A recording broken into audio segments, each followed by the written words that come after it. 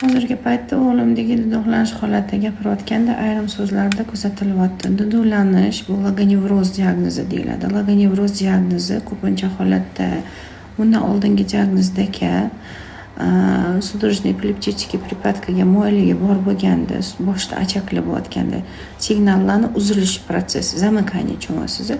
Shuni hisobiga keladi. Birinchisi, ikkinchisi spina bifida deydi, orqa miyada miyaga yaxshi qon kelmayotganidan, значит, bel sohasida o'sha позвоночник bir-biridan uzoqlashib qolgan paytida keladi va undan tashqari logonevroz, aynan shu tilda duduqlanish MMD degan diagnozi fonida ham keladi. MMD da minimalniy mozgovая disfunksiyada bolangiz qoshini ko'tarib, nima deysiz? Deyaveradigan bo'ladi. Shu bilan birga kechadi va har doim logonevrozni qo'shimcha keladigani ozgina sip qo'yishga, siyda ushlashda muammoli bo'lishidan keladi. Diagnostika qilib davolab bera olaman, olib kelsangiz bo'ladi.